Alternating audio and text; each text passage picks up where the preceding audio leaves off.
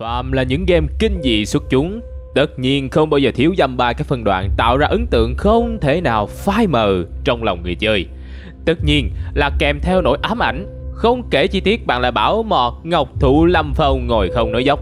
Hãy để Mọt kể cho mấy bạn nghe về một thời oanh liệt của làng game kinh dị ngày xưa, cái thời sơ khai về đồ họa vì hạn chế của chiếc máy chơi game chưa đủ mạnh. Nhưng hầu hết các tựa game thời đó đều rất biết cách để đưa tâm trí bạn vào hoảng loạn, và hầu như mỗi tượng đài lớn đều có riêng cho mình một vài phân cảnh kinh điển. Đó là những cảnh dọa ma khiến cho người chơi phải hóa đá hoặc bài tiết ra hemoglobin, hay nói theo cách dân gian là ai ra máu khi trải nghiệm. Ui, sợ quá. Ít nhất là trong lần đầu tiên khi chứng kiến khung cảnh ấy. Giờ nghĩ lại chả hiểu sao hồi đó lại có thể sợ hãi thế. Có lẽ chơi nhiều, thấy nhiều thì đâm ra gan lì hoặc chai cảm xúc rồi. Nhưng trong đám bạn học cấp 2 ngày đó, đứa nào dám trùm chăn chơi ban đêm, còn thêm combo đeo tai nghe rồi bị hù mà còn dám vỗ ngực nói Ui giời ơi, dễ vãi thì cả đám gọi bằng cụ nha. Nó đi cũng phải nói lại, dù bị mấy cảnh game kinh dị đó hù cho teo bu gi, nhưng Mọt cảm thấy thật may mắn khi đã trải qua và có những kỷ niệm rất đẹp đến kinh khủng luôn. Và giờ đây Mọt muốn lan tỏa năng lượng này với bà con qua việc điểm lại 5 cảnh thực sự kinh khủng mà những tựa game kinh dị xuất chúng đã mang ra hù dọa những tâm hồn non nớt vào ngày đó. Chú ý, do hệ thống phân loại độ tuổi của nước ngoài với game thủ Việt hồi thập niên 90 chỉ là thứ đồ bỏ đi, nên đừng ai thắc mắc vì sao con nít cấp 2 lại được chơi Resident Evil, Silent Hill hay Fatal Frame nha. Tham gia ngay đi chờ chi. 300 DGX trị giá hơn 25.000 USD sẽ dành cho 300 người may mắn khi tham gia sự kiện Giveaway NFT được tổ chức bởi DigiBounce và Mọt Game. Chương trình sẽ diễn ra từ ngày 30 tháng 4 năm 2022. Hãy nhanh tay tham gia ngay để trở thành một trong những người may mắn nhất nha. Thông tin chi tiết được cập nhật ở fanpage Mọt Game Channel. Các bạn có thể truy cập bằng đường link được đặt ở dưới phần bình luận. Resident Evil, cái nhìn yêu thương. Đầu tiên, bạn hãy nhìn tận mắt cảnh này đã nha.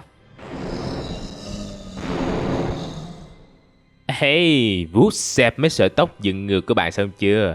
Giờ thì chúng ta hãy xem cách mà thiên tài kinh dị Shinji Mikami đã làm để tạo nên danh tiếng của series Resident Evil với phân cảnh mở màn trên nha. Thông thường, chúng ta sẽ bị dọa bằng những màn jumpscare. Đó là cách hù dọa cổ điển nhưng hiệu quả nhất. Jumpscare sử dụng một tình huống bất ngờ khiến người xem giật mình, từ đó gây ra hoảng sợ. Tuy nhiên, Shinji Mikami đã chọn một cách khác để cho thấy Resident Evil không hề rẻ tiền như vậy, mà được đầu tư rất tỉ mỉ. Cách dọa trong đoạn zombie lườm nguyết nói trên hoàn toàn không phải jumpscare, mà thậm chí ngược lại, nó sử dụng một mối đe dọa hiển hiện khiến bạn lạnh cả người. Con zombie xuất hiện chậm rãi, giết một người mà nó đang khống chế trước. Một khi đã thể hiện mình là một mối đe dọa khủng khiếp, nó đơn giản là chậm rãi quay mặt lại và lườm về phía người chơi. Đó là một tín hiệu rằng mối nguy hiểm cực độ đang chuyển mục tiêu sang chính bạn. Một thông điệp đơn giản: chú là người kế tiếp, móc súng ra hoặc chạy ngay đi trước khi mọi điều dần tồi tệ hơn. Đặc biệt hơn nữa, phân cảnh này được kéo dài tùy theo phần chơi của Jill hay Chris. Nếu ở phần Jill, bạn có thể quay đầu bỏ chạy thoát khỏi căn phòng và sau đó sẽ là một đoạn cắt cảnh trò chuyện cùng Barry. Rồi con zombie sẽ tự tung cửa thoát ra phòng lớn trước khi bị Barry tiêu diệt. Nhiều người chơi tận dụng điều này để mượn tay NPC diệt con quái, giúp tiết kiệm những viên đạn đầu tiên trong game. Khi đối đầu với nó, bạn cũng có cảm giác con zombie đầu tiên này dai sức hơn những con cùng loại. Bạn sẽ phải tốn nhiều đạn hơn hoặc nhiều nhát chém hơn bình thường để hạ gục nó. Phim Công viên khủng long cũng từng dùng kiểu dọa tương tự khi cho con khủng long từ từ quay đầu nhìn về phía các nhân vật và tạo ra một hiệu ứng kinh hoàng rất hiệu quả. Việc giới thiệu kẻ địch đầu tiên một cách ấn tượng thì rất nhiều game đã làm, nhưng có thể nói Resident Evil là một trong những sản phẩm đạt đến đỉnh của chóp khi chọn cách ra mắt rất rợn người. Phân cảnh này nổi tiếng đến mức các phần sau như Resident Evil 4 hay Resident Evil 6 và phần remake cũng cố gắng tái hiện lại. Thậm chí, Shinji Mikami cũng mang nó sang cả The Evil Within, tựa game đầu tay của ông ta sau khi rời khỏi Capcom. Nhưng tất nhiên, cái gì cũng một lần thôi chứ. Thế bố mày sợ rồi làm tới à? Có cờ lờ á, ngu lắm con trai à. Resident Evil 2, tấm kính phòng thẩm vấn. Anh em hãy vặn âm lượng lớn lên vì hiệu ứng âm thanh của cảnh này trước khi kính vỡ khá là nhỏ.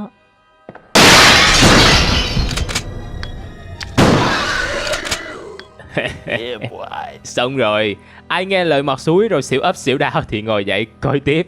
Hứa bớt suối lại, mọt hứa. Trong đoạn clip trước, chúng ta đã thấy Shinji Mikami không sử dụng jumpscare để giới thiệu độ khủng khiếp của Resident Evil 1. Còn trong đoạn tiếp theo, chúng ta sẽ thấy một khi ông bạn này muốn dùng jumpscare thì nó hiệu quả ra sao.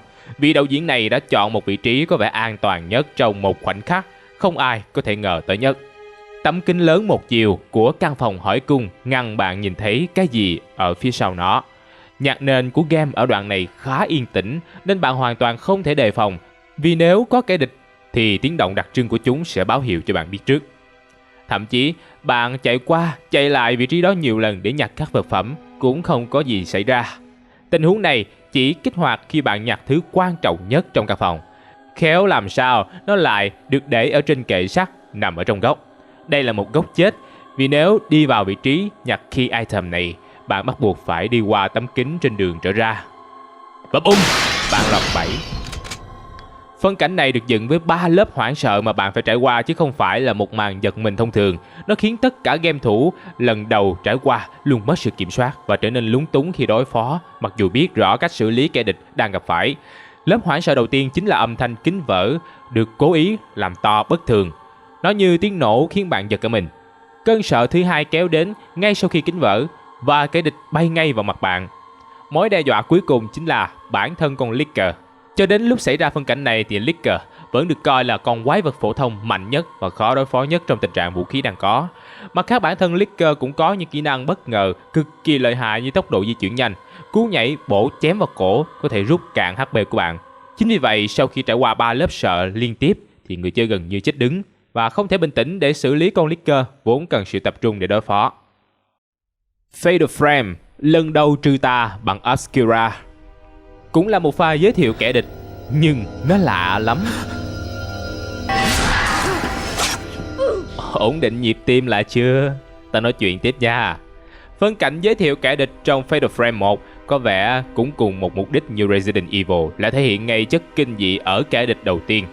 Nếu bạn có chơi qua game này thì sẽ biết đây không phải là lần đầu tiên bạn thấy ma và chụp ảnh bằng camera Obscura, nhưng lại là lần đầu thực sự chiến đấu bằng vật dụng này. Theo tư liệu trong game thì chiếc camera Obscura này vốn có nguồn gốc từ chính ngôi biệt thự ma ám Himuro.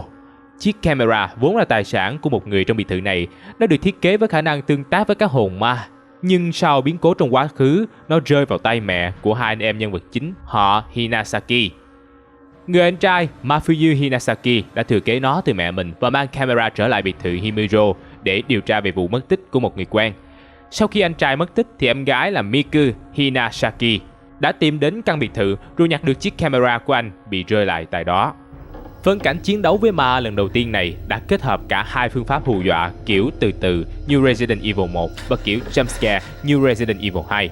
Đầu tiên, bạn có thể cảm nhận mối nguy đang đến gần thông qua chi tiết bước chân vô hình đi lên cầu thang rồi tiến dần về phía bạn.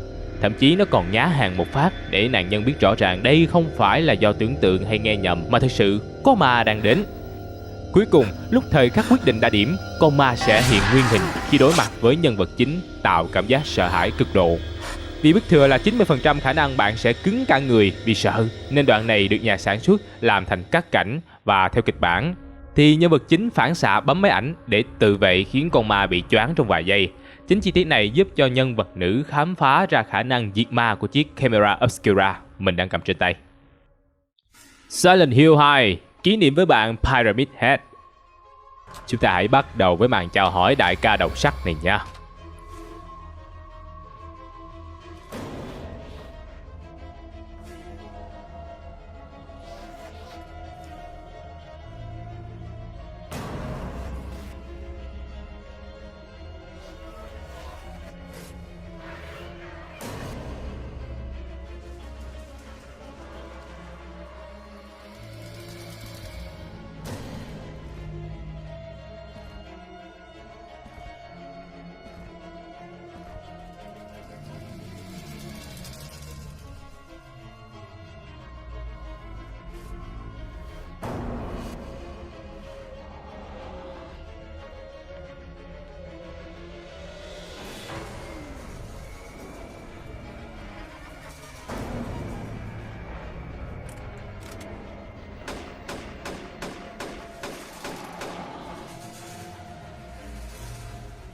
Thông thường thì đối với người ngồi xem như chúng ta, đoạn chạm trán với Pyramid Head lần đầu cũng không quá đáng sợ. Tuy nhiên nếu bạn là người chơi game và lần đầu tiên trải qua phân đoạn này thì thật sự ớn lạnh. Đoạn gặp gỡ đầu tiên chỉ diễn ra qua một cái rào sắt. Pyramid Head đứng đó không làm gì cả. Nhưng cái hình dáng dị thường đến đáng sợ của nó sẽ khiến cho bạn chơi tiếp trong một nỗi hoang mang cực độ là đến lúc nào đó nó sẽ nhảy sổ vào và hỏi thăm sức khỏe của mình. Và đoạn chạm trán đã đến chỉ vài giây sau khi người chơi chạy vào căn phòng đặc biệt đó. Pyramid Head đang xử lý hai con mannequin theo một kiểu rất kỳ quặc, ghê rợn và đầy chất hay tên. Thấy cảnh nó ra tay với cả những con cuồng phe, vì vậy bạn sẽ có ấn tượng rất sợ hãi về sự tàn bạo của con quái này. Kế đến, sau khi nhân vật chính nấp vào tủ, Pyramid Head tiếp tục xuất hiện, kéo lê một con mannequin đã chết, tức là nó trở thành hình dáng của một tên đồ tể đang xử phần thịt của con mồi. Cũng như cái cách mà Resident Evil 1 làm với cái lườm của con zombie, Pyramid Head dọn dẹp bãi chiến trường của mình và bắt đầu quay sang đi tìm nhân vật chính. Đây chính là giây phút bạn rợn gáy khi biết bản thân trở thành mục tiêu. Holy shit!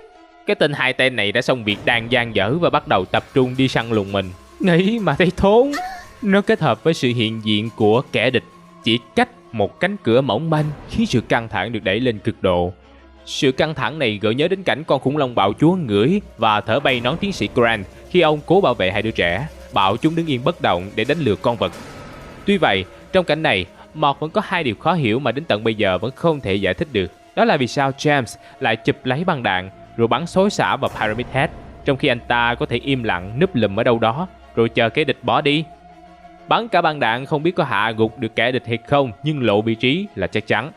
Cũng may là lần này loạt đạn đã làm Pyramid Head bỏ chạy. Điều khó hiểu thứ hai là James nấp trong tủ lại mở đèn pin, ánh sáng rọi hẳn ra ngoài rõ mồn một. Tại sao không bị lộ vị trí? Chắc là tính năng game. Clock Tower, anh trai cầm kéo rất si tình. Đây sẽ là một trường hợp rất khác mà bạn cần phải chứng kiến.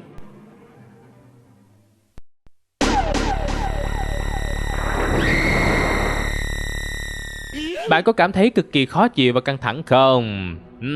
Đúng vậy. Nền tảng đồ họa và sức mạnh xử lý đã góp một phần trong cái sự kinh dị của phân đoạn này. Đầu tiên, diễn biến cốt truyện vốn đã giống các bộ phim kinh dị rồi. Nhân vật nữ chính của chúng ta phát hiện một người bạn bị treo trong bồn tắm. Chưa hết bàng hoàng thì từ phía dưới bồn tắm trồi lên một người đàn ông lạ mặt cầm chiếc kéo to. Mọt là đàn ông mà gặp cảnh đó chắc cũng co giò bỏ chạy. Chưa kể đến cái gã biến thái này vừa chui ra từ bồn tắm có một cái xác treo lủng lẳng ở phía trên. Đã vậy hắn còn có ánh mắt hao háo nhìn người phụ nữ trẻ, vừa đuổi theo vừa nhấp kéo một cách đầy yêu thương. Cốt truyện thì chắc chỉ làm được đến đấy, nhưng phần kỹ thuật đã làm nốt phần còn lại. Đó là cách di chuyển và qua cửa cực kỳ chậm của các bên. Nó khiến cho bạn rơi vào tình trạng như xem phim quay chậm. Kẻ cầm kéo biến thái đang dí phía sau, nhưng hễ mỗi lần đi qua cánh cửa là nữ chính là điềm đạm, bước chậm từng bước rồi nhẹ nhàng đẩy cửa như một quý cô lịch lãm. Gã cầm kéo cũng dí theo, nhưng do đồ họa yếu nên tốc độ của hắn càng khiến cho người chơi bị stress vì không biết lúc nào mới đuổi tới. Cả hai yếu tố, nhân vật nữ qua cửa chậm với tên cầm kéo đuổi theo chậm, là yếu tố giúp cho bạn không bị thua. Nhưng buồn lại, nhìn cảnh cái chết đang tiến đến gần theo nhịp điệu slow-mo thì nó căng thẳng không thể tả. Thà chạy nhanh rượt đuổi cho mau có kết quả, đằng này cứ nên anh chậm bước đằng sau để thấy em rõ hơn. Như Subin thì vừa sợ hãi cực độ lại vừa bực hết cả người. Trên đây là 5 cảnh hù dọa trong các game kinh dị cổ điển mà Mọt cho là khó có thể nào quên và dễ dàng làm cho những ai lần đầu gặp phải sẽ bài tiết ra hemoglobin. Để tạo ra chúng, hẳn là các tác giả đã phải suy nghĩ rất nhiều để kết hợp hoàn hảo các yếu tố hù dọa theo cách tài tình nhất để khiến bạn cảm thấy ám ảnh nhất. Đúng kiểu thấy bạn sợ hãi là tôi vui rồi. Bạn có nhớ thêm được những cảnh nào thực sự ấn tượng và kinh hoàng trong các game kinh dị khác không? Hãy chia sẻ cùng Mọt ở phần bình luận nhé.